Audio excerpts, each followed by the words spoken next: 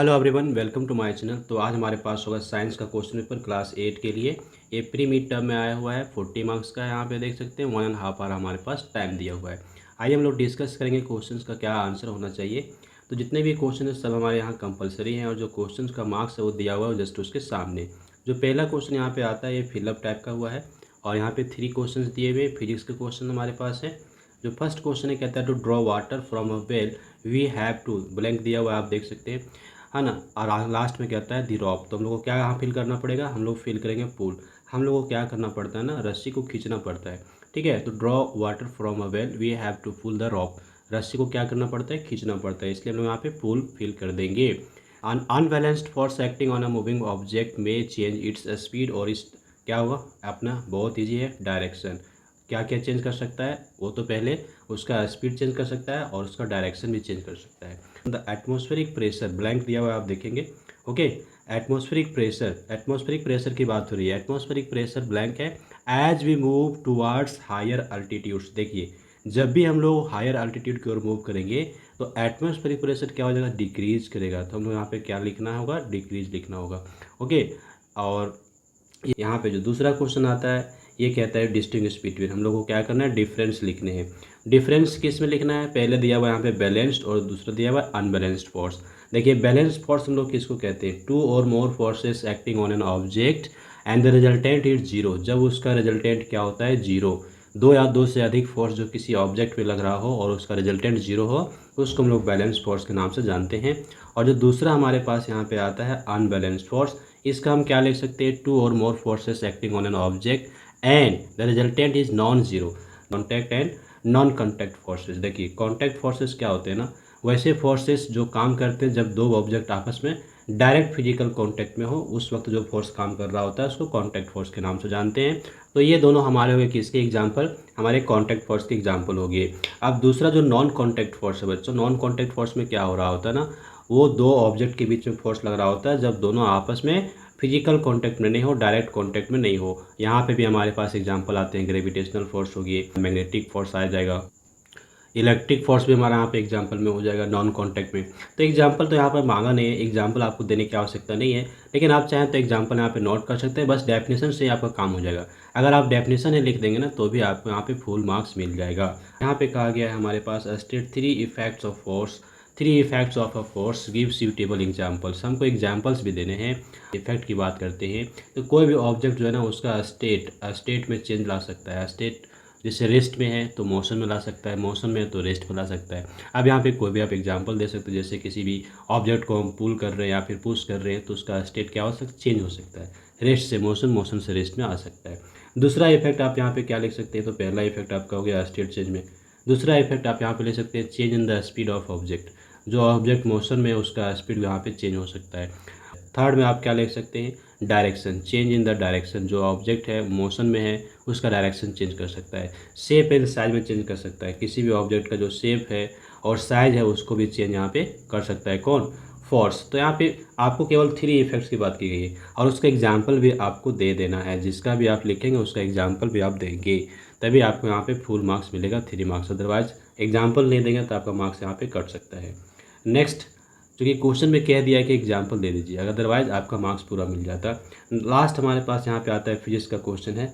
यहाँ पे देखेंगे, कहते हैं write down the magnitude and direction. हमको दोनों चीज़ बताना है, मैग्नीट्यूड भी बताना है और डायरेक्शन भी बताना है, ये ध्यान रखेंगे। इस क्वेश्चन में 2 क्वेश्चन पूछा गया है, मैग्नीट्यूड और डायरेक्शन दोनों पूछा गया है। पहला क्या हमारे पास है, टीम ए है जो फोर्स अप्लाई किया है कितना, 100 न्यूटन का, इस डायरेक्शन में लगा रहा है। ठीक है, दूसरा टीम बी है जो यहाँ पे फोर्स लगा रहा है 200 न्यूटन का, वेस्ट डायरेक्शन पे लगा रहा है। तो आप यहाँ पे देख लीजिए, एक हो गया ईस्ट, ये हो गया ईस्ट, मैंने यहाँ पे लिख दिया ईस्ट डायरेक्शन लिख दिया, और दूसरा डायरेक्शन हमारा यहाँ पे हो गया वेस्ट, मैंने ए भी लिख दिया। राइट, अब देखेंगे ना वेस्ट डायरेक्शन की ओर कितना फोर्स लगा रहा है, along the direction waste. West direction की ओर बच्चों 200 न्यूटन का फोर्स लगाया गया है। ईस्ट डायरेक्शन की ओर कितना फोर्स लगाया गया, 100 न्यूटन। ऑब्वियस है कि ये जो ऑब्जेक्ट है, मान लीजिए कि ये ऑब्जेक्ट है यहाँ पर, तो ये ऑब्जेक्ट किधर मूव करेगा, ये ऑब्जेक्ट आपका ज़्यादा फोर्स लग रहा है उधर मूव करेगा, वेस्ट की ओर मूव करेगा। तो डायरेक्शन क्या हो गया, वेस्ट, और मैग्नीट्यूड कितना हो गया, 100 न्यूटन का मैग्नीट्यूड से ये मूव करेगा। क्यों, चूँकि 100 न्यूटन तो यहाँ पे इस डायरेक्शन में लग रहा है, तो 100 न्यूटन तो यहाँ पे ख़त्म हो जाएगा, बचेगा कितना 100 न्यूटन ही, चूँकि टोटल 200 न्यूटन का फोर्स यहाँ पे लगाया जा रहा है। इसीलिए ये जो ऑब्जेक्ट है ये वेस्ट की ओर मूव करेगा और उसमें कितना फोर्स लग रहा होगा, तो फोर्स लग रहा होगा 100 न्यूटन का। तो हम लोग सिंपली यहाँ पे क्या नोट कर लेंगे, हमारा आंसर जो होगा उसमें लिखेंगे, आंसर में हम फाइनल लिख सकते हैं 100 न्यूटन टुवार्ड्स वेस्ट, राइट। आगे बढ़ेंगे, अगला जो यहाँ पे क्वेश्चन है इसी तरह का क्वेश्चन है। A boy is pushing a box with a force 100 Newton towards left by overcoming a force of friction that has a magnitude of 50 Newton. देखिए यहाँ पे जो फ्रिक्शनल फोर्स है उसका कितना मैग्नीट्यूड है, 50 न्यूटन है, और ये जो बच्चा है ये कितना फोर्स लगा रहा है, 100 न्यूटन लगा रहा है। किधर लगा रहा है, तो लेफ्ट की ओर लगा रहा है। तो आप देखेंगे कोई भी बॉक्स है यहाँ पे, ओके, अगर उसमें फोर्स लगाया जा रहा है लेफ्ट की ओर, किधर फोर्स लगाया जा रहा है, लेफ्ट की ओर फोर्स लगाया जा रहा है, वेरी गुड। कितना न्यूटन से, तो 100 न्यूटन से लेफ्ट की ओर फोर्स लगाया जा रहा है। तो फ्रिक्शनल फोर्स क्या हो जाएगा, जस्ट उसके ऑपोजिट हो जाएगा, कितना न्यूटन का, 50 न्यूटन का, यानी कि राइट साइड किसका डायरेक्शन हो जाएगा, फ्रिक्शनल फोर्स का डायरेक्शन राइट साइड हो जाएगा। ऑब्वियसली आप यहाँ पे चेक कर सकते हैं, फ्रिक्शनल फोर्स 50 न्यूटन है और फोर्स कितना लगाया गया, 100 न्यूटन। तो ऑब्वियसली ऑब्जेक्ट आपका किधर मूव करेगा, तो लेफ्ट की ओर मूव करेगा ऑब्जेक्ट, और वहाँ पे फोर्स कितना लग रहा होगा, 50 न्यूटन। तो हम लोग यहाँ पे क्या नोट करेंगे, हमारा जो आंसर होगा फाइनल, उसमें हम यहाँ पे एक सेंटेंस लिख देंगे, 50 Newton towards left, 50 Newton towards left. ये हम लोगों का यहाँ पे क्या हुआ, फाइनल आंसर एक सेंटेंस में आप नोट कर सकते हैं। आगे बढ़ेंगे, हमारे पास यहाँ पे जो क्वेश्चंस आ रहे हैं ये हमारे केमिस्ट्री के क्वेश्चंस हो जाएंगे। पहला क्वेश्चन यहाँ पे क्या कहा गया, the property of metals by which they can be beaten into thin sheets is called, क्या कहलाता है बच्चों, जल्दी बताइए, वो कहलाता है मेलेबिलिटी। दूसरा हमारा जो क्वेश्चन यहाँ पे, दूसरा क्वेश्चन देखेंगे, गैस ब्लैंक दिया हुआ है, gas is produce when metals react with acid. कौन सा गैस प्रोड्यूस होता है, जल्दी बताइए, hydrogen gas, hydrogen gas produce हुआ करता है। Okay, hydrogen gas is produce when metals react with acid. यहाँ पे रिएक्शन तो लिखना नहीं है, केवल आपको हाइड्रोजन लिख के चल देना है। कोई बच्चा अगर H2 लिख देगा तो भी चलेगा, H2 गैस इज प्रोड्यूस, यानी फॉर्मूला आप लिख सकते हैं डायरेक्ट, ठीक है। अगर आप यहाँ पे हाइड्रोजन लिख सकते हैं तो बहुत अच्छा है। अगला क्वेश्चन देखेंगे, ब्लैंक दिया हुआ है, is a liquid metal at room temperature, बहुत ही ईजी है। यहाँ पे हमारा होगा मरकरी, तो mercury the final answer year. तो हमारा फिलअप तो बहुत ही आसान था, हमने इसको कंप्लीट किया। अब नेक्स्ट हमारे पास जो क्वेश्चंस आ जाते हैं उसको हम थोड़ा यहाँ पे देखेंगे। Right the composition, right the constituent elements of the following alloys. Alloys दिए हुए हैं, यहाँ पे पहला जो एलॉय है यह है ब्रॉन्ज, और ब्रॉन्ज में आपका क्या क्या रहता है बच्चों, तो हम लोग जानते हैं कॉपर, कॉपर के लिए हम लोग सी यूज करेंगे, और यहाँ पे रहता है टीन, टीन के लिए हम लोग SN लिखेंगे, ठीक है। तो कॉपर प्लस टीन, अगर आप फॉर्मूला ना लिख पाएँ तो पूरा आप नाम लिख दें, सीधा आप लिखें यहाँ पे कॉपर, ठीक है, कॉपर लिखें और प्लस आप यहाँ पे टीन लिख दें। चलिए, टीन का फॉर्मूला हमने क्या बताया, सिंबल SN बताया। कॉपर का हमने फॉर्मूला क्या बताया, Cu, है ना, Cu4 कॉपर। तो आप डायरेक्ट यहाँ पे नेम लिख दें, कोई दिक्कत नहीं है। अगला जो हमारा है ये है एल्निको। एल्निको देखिए बहुत ही ईजी है, यहाँ पे Al for aluminium, Ni for nickel और CO4 कोबाल्ट होता है। ओके, ये देख लेंगे, एलुमिनियम निकेल कोबाल्ट, ठीक है, Al for aluminium, Ni for nickel और CO4 कोबाल्ट। तो एल्निको में हमारे ये 3 एलिमेंट्स प्रेजेंट हुआ करते हैं। ये क्वेश्चन बिल्कुल आसान था, आपको यहाँ पे 2 मार्क्स मिल जाएगा बड़े आसानी से। आगे बढ़ेंगे, state 2 differences between metal and non metal based on their physical properties. Physical properties के बेसिस पे हमको यहाँ पे 2 डिफरेंसेस बता देने हैं। 2 डिफरेंसेस किसमें, मेटल्स और नॉन मेटल्स के बीच में, बहुत ही आसान है। आप देख सकते हैं जो मेटल्स होते हैं वो कंडक्टर होते हैं, किसका कंडक्टर होता है, तो हीट का, इलेक्ट्रिसिटी का कंडक्टर होता है। नॉन मेटल्स नॉन कंडक्टर होते हैं, आपको पता होना चाहिए। आप यहाँ पे इंसुलेटर भी लिख सकते हैं, ओके, नॉन कंडक्टर के साथ साथ इंसुलेटर भी लिख सकते हैं, पहला डिफरेंस हो गया। दूसरा डिफरेंस आप यहाँ पे लिख सकते हैं कि मेटल्स जो होते हैं ना वो डक्टाइल होते हैं, डक्टाइल के जगह आप मेलेबिलिटी भी लिख सकते हैं, ठीक है, डक्टाइल, डक्टिलिटी, मेलेबिलिटी लिख सकते हैं। लेकिन नॉन मेटल हमारे पास ऐसा नहीं होते, नॉन डक्टाइल होते हैं।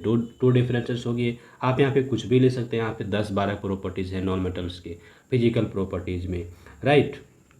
आगे बढ़ते हैं हम लोग, अगला क्वेश्चन को देखेंगे। Explain why sodium and potassium are stored under kerosene, बहुत ही इजी क्वेश्चन पूछा है। सोडियम और पोटासियम एयर के कांटेक्ट में आने से, सोडियम और पोटासियम एयर के कांटेक्ट में आने से क्या होते हैं, आग पकड़ लेते हैं, ठीक है, वो कैच करते हैं, फायर बना लेते हैं, आग पकड़ लेते हैं, आग लग जाता है उसमें। इसलिए उसको क्या किया जाता है ना, उसको केरोसिन में या फिर दूसरा ऑयल में रखा जाता है। यहाँ पे ऑयल बोला है ना, ऑयल से आप कंफ्यूज नहीं होइए, ठीक है, यहाँ पे ऑयल बोला है तो आप केरोसिन को ही कंसिडर करेंगे, कोई भी ऑयल में रख सकते हैं ताकि वो वाटर और एयर के कांटेक्ट में ना आए, ठीक है। एयर और वाटर के कांटेक्ट में ना आने से क्या होगा ना, वो हमारा सेफ रह जाएगा। बिल्कुल इजी क्वेश्चन। आगे बढ़ेंगे। 9th नंबर क्वेश्चन दिया हुआ है, describe the reaction of metal with water, provide an example. देखिए यहाँ पे हम लोग को ना रिएक्शन लिखना पड़ेगा बच्चों, रिएक्शन हम लोग को लिखना पड़ेगा मेटल का किसके साथ, वाटर के साथ। तो आप पहले तो एक सेंटेंस लिख दीजिए, when metals react with water produce hydrogen gas. कौन सा गैस प्रोड्यूस करेगा, हाइड्रोजन गैस प्रोड्यूस करेगा जब यहाँ पे मेटल हमारा वाटर से रिएक्ट किया करते हैं तो। और एग्जाम्पल भी हम दे देंगे, यहाँ पे कोई एक एग्जाम्पल ले लेते हैं। एग्जाम्पल में लोग यहाँ पे क्या ले लेंगे बच्चों, तो देखिए हम यहाँ पे ले लेते हैं magnesium, magnesium Mg for magnesium.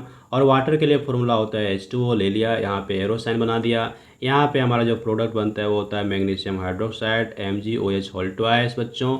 और यहाँ पे हमने कौन सा क्या बोला कि वो हाइड्रोजन गैस हमारा रिलीज होगा, उसके लिए H2 हम यहाँ पे लिखेंगे। तो आप ये वाला रिएक्शन बड़े आसानी से लिख सकते हैं। और दूसरा भी एग्जाम्पल आप यहाँ पे दे सकते हैं, आपके दिमाग में कोई और एग्जाम्पल हो तो आप उसको यहाँ पे बड़े आराम से दे सकते हैं। कोई भी एक मेटल होना चाहिए और उसको वाटर के साथ रिएक्शन करा करके आपको क्या दिखा देना है, हाइड्रोजन गैस रिलीज हो रहा है। आगे बढ़ेंगे, हमारे पास आता है बायो ग्रुप से क्वेश्चन है। फिलअप आता है फर्स्ट नंबर पे, फिलअप नहीं है, MCQ टाइप का क्वेश्चन है। Which amongst the following pairs can be found only in a plant cell but not in an animal cell. वो कौन सा है जो केवल प्लांट सेल में पाया जाता है लेकिन एनिमल सेल में नहीं पाया जाता है। बड़े आपका आंसर क्या हो जाएगा, आपका आंसर हो जाएगा सेल वॉल एंड प्लास्टिड। आगे बढ़ेंगे, दूसरा क्वेश्चन आप देखेंगे, nucleus, nucleus is separated from cytoplasm by the, किसके द्वारा, तो ये भी आसान है, न्यूक्लियर मेम्ब्रेन। न्यूक्लियर मेम्ब्रेन ही है जो आपको साइटोप्लाज्म को न्यूक्लियस से अलग कर देता है। और है group of cell performing specified function is called what, tissue. क्या कहलाता है, टिश्यू कहलाता है। A group of cell performing या specialized function is called tissue. और ये हमारा हो गया। आगे बढ़ेंगे, अगला क्वेश्चन हमारे पास 4th नंबर पे, the cell organelle, the cell organelle which acts as a storage bag for a cell is known as the what, vacuole. First number को आप टिक करेंगे, वैक्यूल हो जाएगा। आगे बढ़े, अगला क्वेश्चन 11th नंबर हमारे पास आता है और यहाँ पे हम लोग को डायग्राम बनाने के लिए कहा गया है, ड्रॉ अ वेल लेवल diagram of animal cell. Animal cell का डायग्राम बनाना है तो आप इसको बना सकते हैं, बुक में दिया हुआ है, कोई बड़ी बात तो है नहीं, आपको करना है। Distinguish between unicellular and multicellular organism, give 2 examples of each. दोनों का एक एक एग्जाम्पल देना है। यूनी सेलुलर ऑर्गेनिज्म उसको कहते हैं जिसके बॉडी में केवल एक ही सेल हो। मल्टी सेलुलर उसको कहते हैं जिसके बॉडी में एक से ज़्यादा सेल हो। ये डिफरेंस हो गया, हमने स्टेटमेंट लिख दिया, डेफिनेशन लिख दिया, डिफरेंस हो गया। अब एग्जाम्पल देना है। एग्जाम्पल देने के बाद जहाँ पे आ जाती है वहाँ देखिए हमारे पास यूनी सेलुलर में बहुत सारे एग्जाम्पल आ सकते हैं। एग्जाम्पल के लिए हम यहाँ पे अमीबा और पैरामीशियम लिख सकते हैं। दूसरा हमारा जो है मल्टी सेलुलर, इसमें भी बहुत सारे एग्जाम्पल आएंगे। चलिए पहला हमने यहाँ पे लिख दिया डॉग और दूसरा हमने लिख दिया यहाँ पे कैट। ओके, ये डेवलप्ड एनिमल हुआ करते हैं। आगे ये तो बड़ा आसानी से हम लोगों ने सॉल्व किया। बढ़ेंगे क्वेश्चन नंबर 12 जो कि लास्ट है और यहाँ पे क्वेश्चन कहा गया है, answer the following questions. The cell membrane is very important component of a cell. How is damage to the cell membrane likely to impact the function of the cell. देखिए अगर cell membrane damage हो जाएगा तो सबसे पहली बात है कि क्या फंक्शन पे इम्पैक्ट पड़ेगा, क्या इम्पैक्ट पड़ेगा फंक्शन पे। सबसे पहली बात है जो सेल है ना वो डेड हो जाएगा, सेल विल डाई, वो नो लॉन्गर लिविंग, ठीक है, ये अब ध्यान रखिएगा। सेल क्या हो जाएगा, डाई हो जाएगा, हो गया, वो मर जाएगा, जिंदा नहीं रह सकता है। अगर आपका सेल का मेम्ब्रेन ही खत्म हो गया तो सारे ऑर्गेनल बाहर आ जाएंगे, उसका फंक्शन रुक जाएगा, सेल मर जाएगा, डिस्ट्रॉय हो जाएगा, कहते हैं जिस डिस्ट्रॉय होना। ओके, इंपॉर्टेंट कंपोनेंट क्यों है आप समझ में आ गया, सेल मेम्ब्रेन इंपॉर्टेंट कंपोनेंट क्यों है ये आपको समझ में आया। ओके, यहाँ पे सेल मेम्ब्रेन इंपॉर्टेंट कंपोनेंट क्यों है ये नहीं पूछा गया है, पूछा तो ये गया है कि how is the damage to the cell membrane likely to impact the function of the cell. आप सीधा लिखेंगे यहाँ पे कि जो फंक्शन है फंक्शन स्टॉप हो जाएगा। क्यों स्टॉप हो जाएगा, क्योंकि वो सेल मेम्ब्रेन फट जाने से सारे जो कंपोनेंट है वो इधर उधर बिखर जाएंगे और सेल जो है वो डेड हो जाएगा। तो बहुत अच्छे से समझ गए क्यों हमने यहाँ पे इसको बोल दिया कि सेल मेम्ब्रेन अगर फट जाएगा तो जितने मटेरियल हैं वो सब ऐसे तैसे आना, कोई कंट्रोल नहीं रह जाएगा ना। जो भी मटेरियल होगा बाहर से अंदर चला जाएगा, अंदर से बाहर चला जाएगा, पार्टिकल्स जो इधर उधर बिखर जाएंगे, सारा फंक्शन डिस्टर्ब हो जाएगा, सेल आपका डेड हो जाएगा।